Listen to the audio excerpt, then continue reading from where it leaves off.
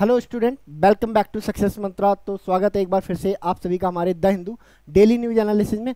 तो आज 29 मई 2025 के द हिंदू में क्या है खास, जो कि एग्जाम पर्सपेक्टिव से बहुत ही ज़्यादा इंपॉर्टेंट है।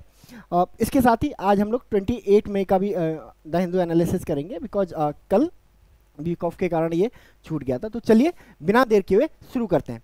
So the first news from the Hindu: terrorism is not a proxy war but a deliberate military strategy by Pakistan. Modi तो हमारे प्राइम मिनिस्टर नरेंद्र मोदी कल एक पब्लिक रैली को एड्रेस कर रहे थे, जहां पे उन्होंने ये स्टेटमेंट दिया। उन्होंने कहा कि जो टेररिज्म है ना, जो पाक स्पॉन्सर्ड टेररिज्म है, वो कोई प्रॉक्सी वॉर नहीं है, बल्कि एक मिलिट्री स्ट्रेटजी है। ठीक है, प्रॉक्सी वॉर क्या होती है हम लोग डिस्कस करेंगे अभी बाद में, है ना। तो ये statement prime minister Narendra Modi ने दिया। और प्राइम मिनिस्टर नरेंद्र मोदी यहीं पर नहीं रुके, उन्होंने आगे कहा कि ये जो टेररिज्म है, ये जो स्टेट स्पॉन्सर्ड टेररिज्म है, ये हम आज या पिछले 1-2 सालों या 10 सालों से नहीं झेल रहे हैं, टॉलरेट कर रहे हैं। ये हम 1947 से टॉलरेट कर रहे हैं, सिंस पाकिस्तान एग्जिस्टेंस। जब से पाकिस्तान एग्जिस्टेंस में आया है 14 अगस्त 1947, तब से हम इस स्टेट स्पॉन्सर्ड टेररिज्म को बियर कर रहे हैं, टॉलरेट कर रहे हैं। और इसका पहला एग्जाम्पल हमें कब देखने को मिलता है? तो प्राइम मिनिस्टर नरेंद्र मोदी ने कहा इसका पहला एग्जाम्पल हमें देखने को मिलता है 1947 में ही, जब कश्मीर पर पाकिस्तान ने अटैक किया, है ना। तो कश्मीर पर जब पाकिस्तान ने अटैक किया तो कोई पाकिस्तान की आर्मी ने अटैक नहीं किया था, ये कबायली लोग थे, एक कबायली अटैक था, है ना। मुजाहिद भी बोला जाता है इन्हें।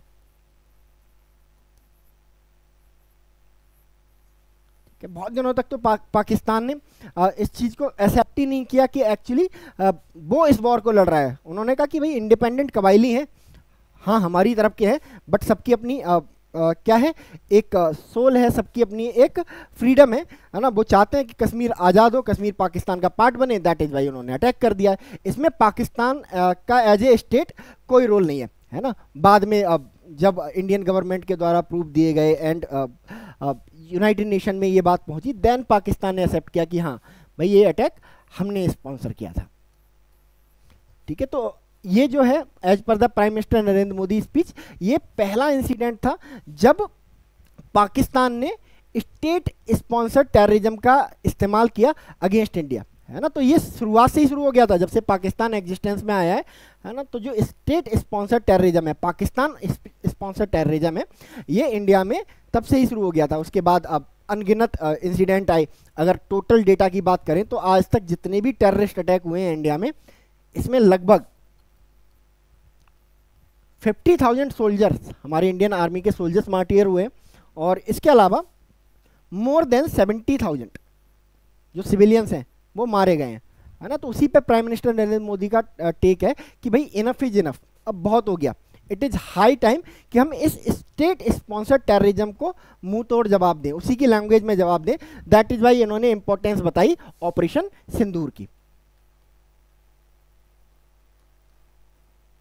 ऑपरेशन सिंदूर, ठीक है। इन्होंने कहा कि ऑपरेशन सिंदूर जैसे ऑपरेशंस की जरूरत है, और ये हम समय समय पर करते रहेंगे। अगर पाकिस्तान अपना जो स्टेट स्पॉन्सर्ड टेररिज्म है इसको नहीं रोकता है तो ऑपरेशन सिंदूर 2.0 भी हो सकता है और 3.0 भी हो सकता है। तो अभी हमने कंटिन्यूसली देखा होगा कि प्राइम मिनिस्टर नरेंद्र मोदी जिन जिन पब्लिक रैलीज को एड्रेस कर रहे हैं उसमें कंटिन्यूसली इस चीज़ का जिक्र कर रहे हैं, है ना। जैसे अभी एक स्पीच उनकी बहुत ज़्यादा वायरल हो रही है पाकिस्तान में, जिसमें उन्होंने कहा है ना कि पाकिस्तान की यूथ के लिए एड्रेस करते हुए कहा है कि मैं पाकिस्तान की यूथ से ये रिक्वेस्ट करता हूँ कि वो अपनी आर्मी के अगेंस्ट आवाज़ उठाएं और उन्हें फोर्स करें to stop terrorist activities in India. Because ये जो टेररिस्ट हैं, है ना, ऐसे ही कोई टेररिस्ट ऑर्गेनाइजेशन खड़ी नहीं हुई है, ये मिलिट्री के द्वारा फ्लोरिश की गई ऑर्गेनाइजेशन है ना, जिनका इस्तेमाल मिलिट्री करती है अगेंस्ट इंडिया, है ना। क्यों करती है ना, तो इसका सबसे पहला रीजन तो ये है कि जो टेररिज्म है ना, वो एक चीप ऑप्शन होता है। चीप ऑप्शन होता है in the comparison of military operation. Military में क्या होता है, मिलिट्री ऑपरेशन में है ना बहुत सारे हथियारों का इस्तेमाल होता है ना, सर्विलेंस सिस्टम्स है ना, अबॉक्स, एयरफोर्स है ना, टैंक है ना, गन्स बढ़िया क्वालिटी की, आर्टिलरी है ना। जबकि टेररिज्म में क्या होता है ना, किसी अपोनेंट कंट्री को उतना ही नुकसान पहुंचता है ना, बट क्या होता है, इन्हें एक गन लेके भेज दो, कुछ ग्रेनेड लेके भेज दो और इतना उतना ही डिस्ट्रक्शन मचा के आएंगे ये किसी भी अपोनेंट कंट्री में जितना कि एक मिलिट्री ऑपरेशन से होता है। तो पाकिस्तान ने सोचा कि अब हमारे पास ना तो इतने पैसे हैं है ना कि हम इंडिया के साथ वॉर लड़ पाए, है ना हमारे पास इतने रिसोर्सेज हैं कि हम इंडिया का मुकाबला कर पाए, है ना। तो उन्होंने क्या किया, इस टेररिज्म इंडस्ट्री को चैरिश करना शुरू किया, फ्लोरिश करना शुरू किया और इसका इस्तेमाल किया जाने लगा इंडिया में अटैक करने को लेके। ठीक है, चाहे आप 26/11 जो मुंबई में अटैक हुआ था उसमें है ना, जो टेररिस्ट ऑर्गेनाइजेशन है वो डीपली लिंक है आपकी पाकिस्तानी मिलिट्री से। उसके बाद ऑपरेशन सिंदूर में भी हमने देखा, जब हमने 9 मई को पाकिस्तान पर एक स्ट्राइक की तो रिजल्ट में क्या निकल के आया, जो जितने सारे लोग मारे गए, जितने टेररिस्ट मारे गए उस ऑपरेशन में है ना, उसमें कौन शामिल हो रहा था, मिलिट्री के पर्सनल शामिल हो रहे थे, आर्मी के पर्सनल शामिल हो रहे थे, है ना। तो ये तो बिल्कुल क्लियर हो गया है कि जो पाकिस्तान की आर्मी है वो डीपली किससे रिलेटेड है, किसके साथ कनेक्टेड है ना, टेररिज्म इंडस्ट्री के साथ कनेक्टेड है ना। तो पहला रीजन तो ये है कि भाई चीप पड़ता है टेररिज्म के थ्रू किसी अपोनेंट कंट्री को, इंडिया को टेररिज्म के थ्रू घाव देना, इंडिया को टेररिज्म के थ्रू परेशान करना, इंडिया को टेररिज्म के थ्रू है ना टेरराइज करना, ये बहुत चीप ऑप्शन लगता है in the comparison of military operation. दूसरा ऑप्शन क्या है, दूसरा रीजन क्या है कि भाई ये लोग क्यों हम टेररिज्म इंडस्ट्री को इतना ज़्यादा चेरिश करते हैं इंडिया के अगेंस्ट, है ना। इन्हें पता है ना कि इंडिया के साथ है ना रियलिटी चेक है, पता है इन्हें रियलिटी जो है पता है कि इन्होंने इंडिया के साथ 4 वॉर्स लड़ी हैं फुल फ्लैज, 1947, 48, 1965, 1971 और 1919, और चारों ही वॉर्स में है ना इन्हें इंडिया के हाथों क्या मिली है, डिफीट मिली है।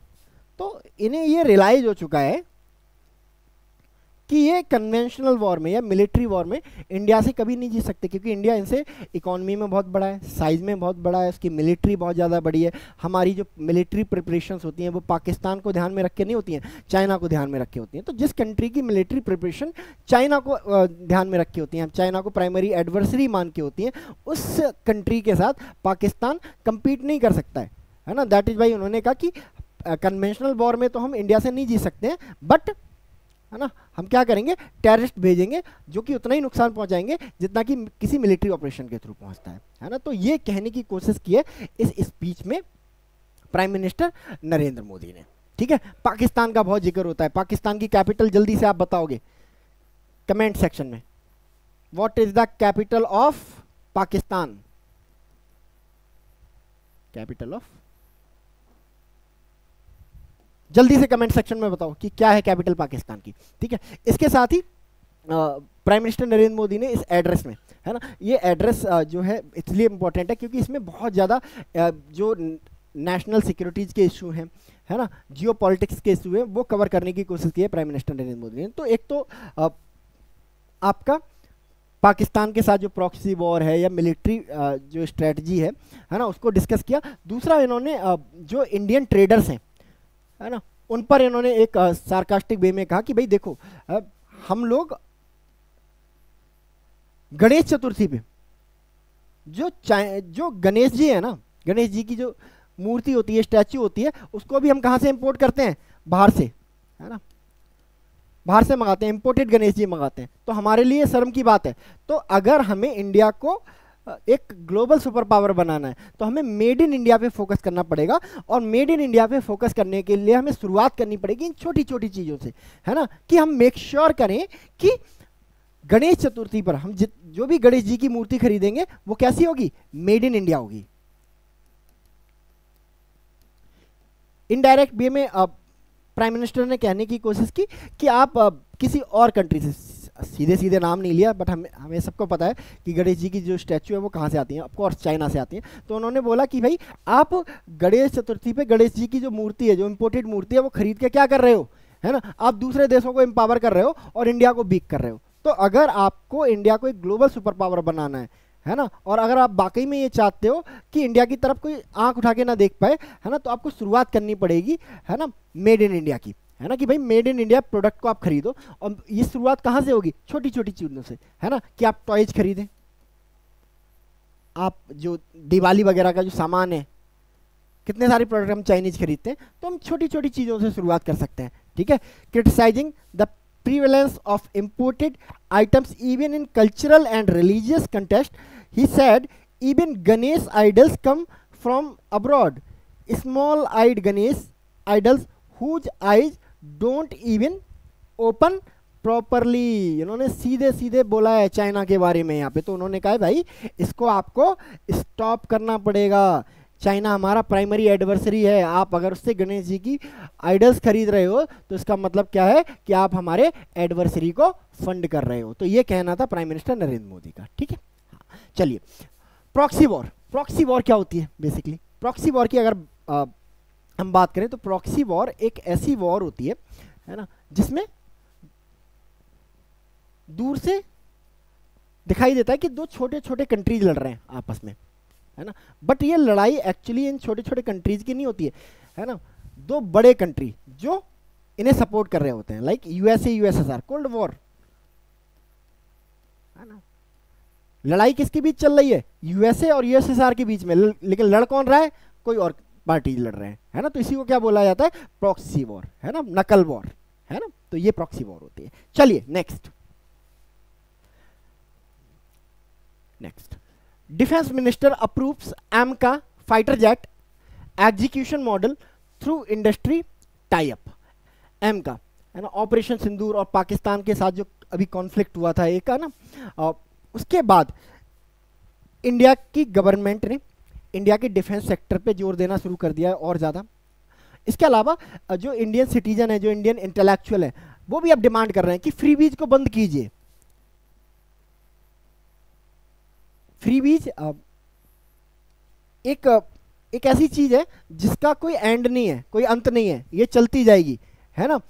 तो ना तो इससे लोगों को सेटिस्फेक्शन मिलेगा, ना इससे लोगों को ग्रोथ मिलेगी। तो आप इन फ्रीबीज पे कम फोकस कीजिए, आप इन फ्रीबीज का पैसा कहाँ लगाइए? हमारी नेशनल सिक्योरिटी पे लगाइए, हमारे डिफेंस इक्विपमेंट पे लगाइए, है ना। अभी हमने सुना होगा हैशटैग फंड कावेरी इंजन,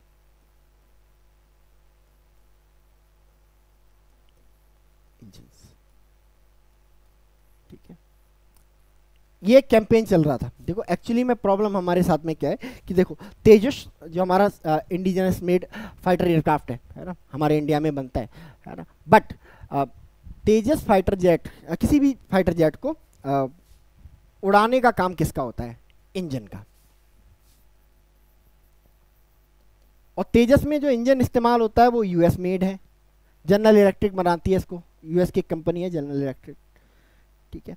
तो जनरल इलेक्ट्रिक, अभी हम तेजस का प्रोडक्शन करने की कोशिश कर रहे हैं, बट जनरल इलेक्ट्रिक, है ना, जो यूएस बेस्ड कंपनी है इंजन बनाने वाली, उसने इंजन्स में इतना डिले कर दिया है कि हमारी एयरफोर्स को, है ना, सफिशिएंट क्वांटिटी में तेजस नहीं मिल पा रहे हैं, है ना। दैट इज वाई, है ना, हमारे इंडियन सिटीजन की तरफ से ये हैशटैग ट्रेंड कराया गया सोशल मीडिया पे कि फंड कावेरी इंजन, है ना। सीधे बोला गया कि भाई फ्री बीज बंद करो, आप किसको फंड करो? कावेरी इंजन को फंड करो, है ना। जिससे क्या होगा, जब इंजन हम खुद बनाने लगेंगे फिर हम कितने भी तेजस बना सकते हैं, है ना। अभी हम तेजस बनाने के लिए किस पे डिपेंड है?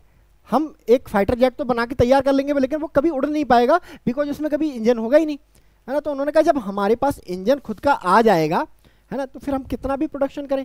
अगर वॉर हो रही है ना, और हमारे फाइटर जेट क्या हो रहा है ना, एक के बाद एक डिस्ट्रॉय हो रहे हैं, तो हमारे पास एक प्रोडक्शन लाइन होगी जिसके थ्रू हम कंटिन्यूसली क्या कर रहे होंगे? नए फाइटर जेट को प्रोड्यूस कर रहे होंगे। दैट इज वाई हमारी इंडियन सिटीजन्स की तरफ से, इंटेलेक्चुअल की तरफ से ये डिमांड की जा रही है कि कावेरी इंजन को फंड करें, है ना। वैसे ही एमका के प्रोडक्शन को मंजूरी दे दी है इंडियन गवर्नमेंट ने, इंडियन सिटीजन्स का प्रेशर देखते हुए। मार्च 2024 में हालांकि इसके प्रोडक्शन को मंजूरी दे दी गई थी, है ना। 15,000 करोड़ का, है ना, 25 ton twin engine steel aircraft, है ना, इस प्रोजेक्ट को मंजूरी दे दी गई थी। अब डिफेंस मिनिस्ट्री ने कहा है कि भाई देखो इसको बनाने के लिए ना हम एग्जीक्यूशन मॉडल अपनाएंगे। क्या होता है ये एग्जीक्यूशन मॉडल? एग्जीक्यूशन मॉडल में होती है बिडिंग, है ना।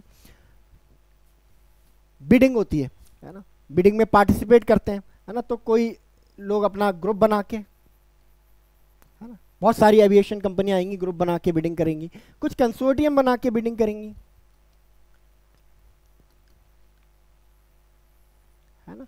इस तरह से क्या होता है एग्जीक्यूशन मॉडल के थ्रू, है ना, हमें बेस्ट मैन्युफैक्चरर मिल जाता है ना। एक बिडिंग भी होती है कि भाई, है ना, कौन कम में ज़्यादा कम कीमत में बना देगा, कौन ज़्यादा कीमत में बना देगा, ये एस्पेक्ट भी देखे जाते हैं। तो हाल हिंदुस्तान एरोनॉटिक लिमिटेड, है ना, इसके परफॉर्मेंस को देखते हुए पिछले सालों में बहुत ज़्यादा अच्छा परफॉर्मेंस इन्होंने नहीं दिया है। अभी हमारे जो एयरफोर्स चीफ थे, उन्होंने हॉल को क्रिटिसाइज किया कि भाई आप टाइम पे फाइटर एयरक्राफ्ट हमें डिलीवरी नहीं कर पा रहे हो, इस साल आपको 12 करने थे लेकिन आप कर ही नहीं पा रहे हो।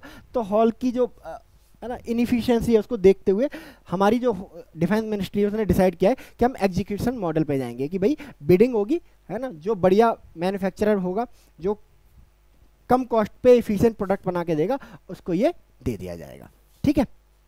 हॉल हिंदुस्तान एरोनॉटिक लिमिटेड, इसको बनाया गया था 1940 में।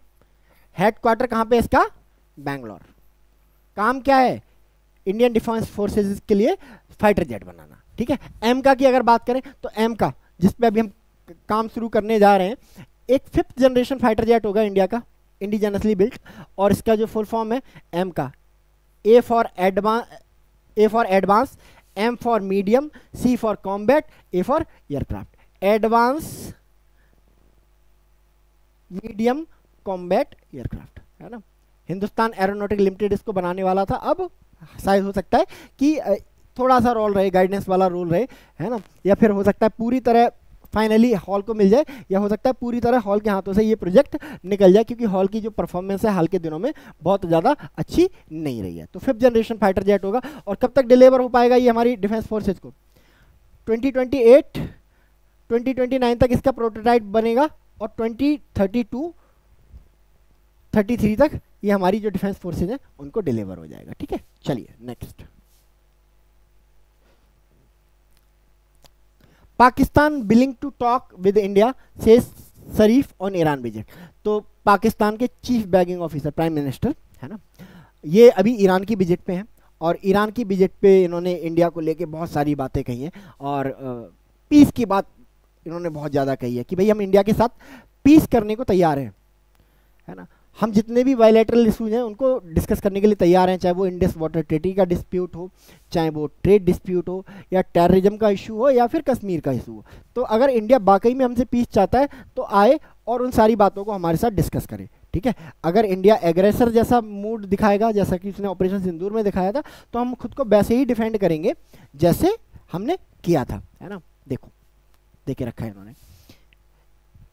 He also warned of response if India choose the path of war, but if they choose to remain aggressors, then we shall defend our territory like we have done a few days ago, he said। उन्होंने कहा कुछ दिन पहले जैसे हमने defend किया था। अब पता नहीं इन्होंने कैसे डिफेंड किया था। इनके 9 सिटीज को हमने हिट किया है, मोर देन 200+ हमने इनके टेररिस्ट मार दिए। ठीक है। और इसके अलावा पाकिस्तान की मीडिया और पाकिस्तान के जो लोकल न्यूज़ चैनल हैं उनका ऐसा मानना है ना, 70+ इनके सोल्जर्स भी मारे गए हैं। ठीक है। इसके अलावा 70+ इनके सोल्जर भी मारे गए, और बहुत सारे सोल्जर, लगभग 250+ सोल्जर इनके घायल भी हुए। तो पता नहीं इन्होंने किस तरह डिफेंड किया है ना। इस तरह डिफेंड किया है कि इनका डिफेंस सिस्टम ही फेल कर दिया, हमने डिस्ट्रॉय कर दिया, डिफेंस सिस्टम ही इनका डिस्ट्रॉय हो गया, है ना। तो पता नहीं किस तरह से ये डिफेंड करेंगे, है ना। बट इन्होंने एक पीस का प्रपोजल भी दिया है, साथ में एक वार्निंग भी दी है।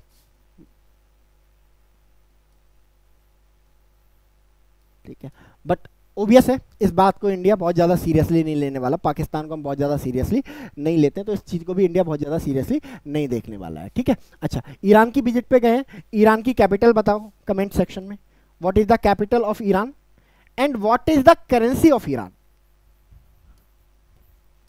चलिए नेक्स्ट,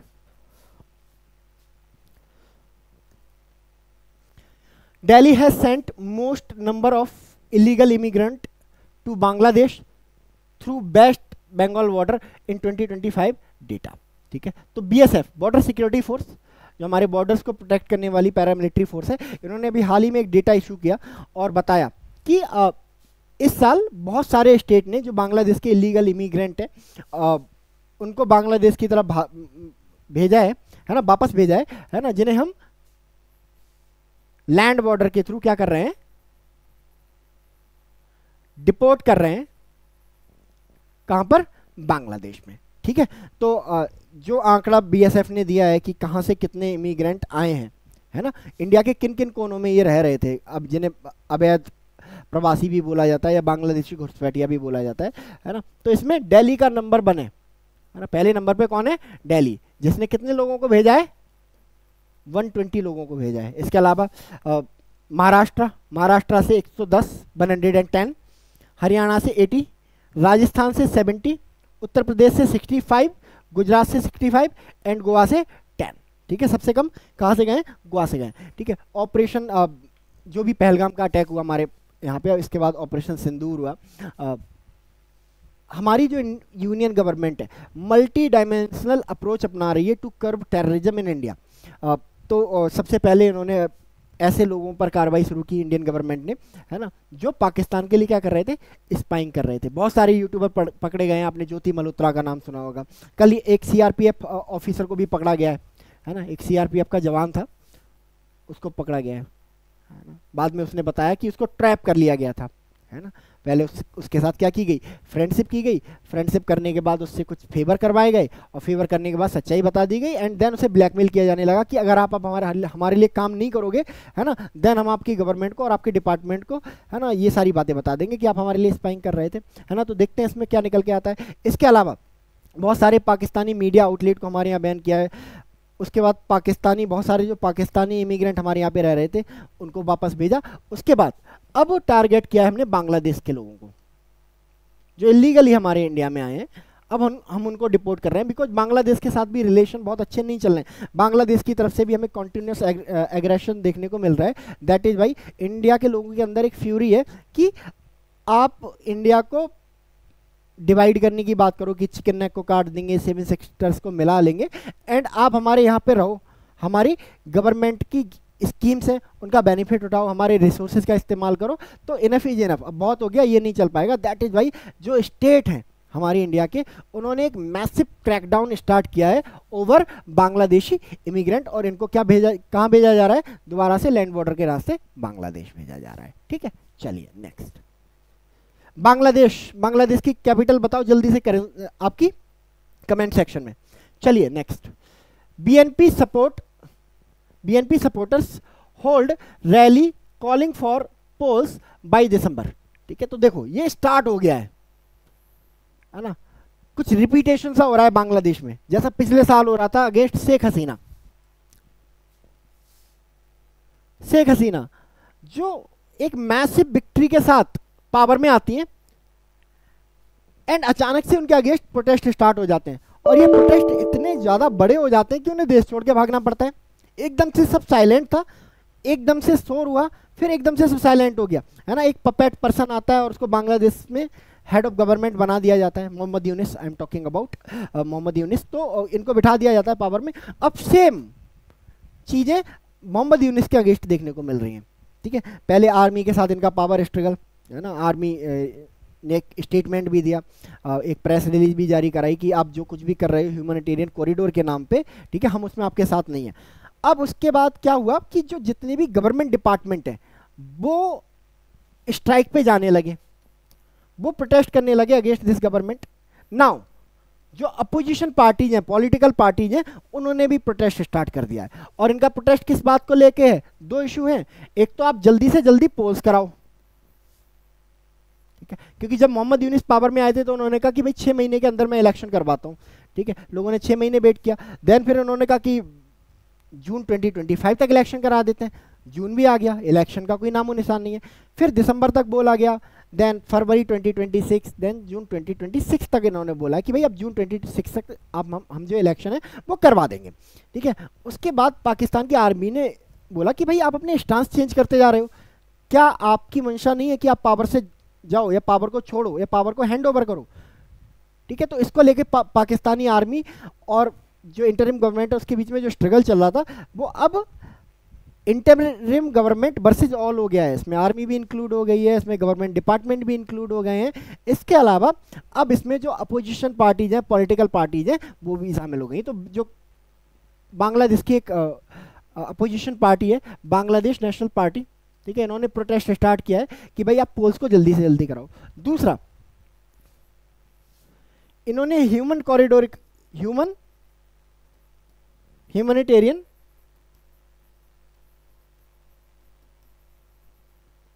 कॉरिडोर का भी इन्होंने विरोध किया है। उन्होंने कहा कि आप ये कॉरिडोर बना रहे हो, इससे जो हमारी नेशनल सिक्योरिटी है वो भी खतरे में पड़ जाएगी, इसके अलावा हमारी जो सोवरेनिटी है वो भी खतरे में पड़ जाएगी, तो आप ये ह्यूमन कॉरिडोर नहीं बना सकते, ठीक है। और आई थिंक जो मोहम्मद यूनिस है जो इलेक्शंस को पोस्टपोन करते जा रहे हैं बार बार, है ना कहीं ये लगता है देखने में कहीं ना कहीं वो टाइम लेना चाह रहे हैं to create this humanitarian corridor between Bangladesh and Myanmar, ठीक है। तो अब जिस तरह से प्रोटेस्ट चल रहे हैं, आर्मी के साथ स्ट्रगल चल ही रहा है, गवर्नमेंट डिपार्टमेंट प्रोटेस्ट कर ही रहे हैं, स्ट्राइक कर ही रहे हैं, एंड अब जो पॉलिटिकल पार्टीज हैं वो भी सड़क पे आ गई हैं इंटरिम गवर्नमेंट के अगेंस्ट। तो मुझे नहीं लगता बहुत ज़्यादा दिनों तक मोहम्मद यूनिस इस सबको होल्ड कर पाएंगे, और रिजल्ट क्या निकलेगा कि ये रिजाइन करके भाग जाएंगे यहाँ से, एंड थोड़े बहुत दिन आर्मी इस पर कंट्रोल रखेगी बांग्लादेश के ऊपर, देन इलेक्शन होंगे एंड डेमोक्रेसी दोबारा से रीस्टोर हो जाएगी। तो देखते हैं आगे इसमें क्या होता है। तो ये रहा आज का द हिंदू एनालिसिस। हम लोग आज इतना ही रखते हैं, मिलते हैं कल यानी कि 30 मई 2025 के द हिंदू एनालिसिस के साथ। तब तक के लिए thank you so much and God bless you all.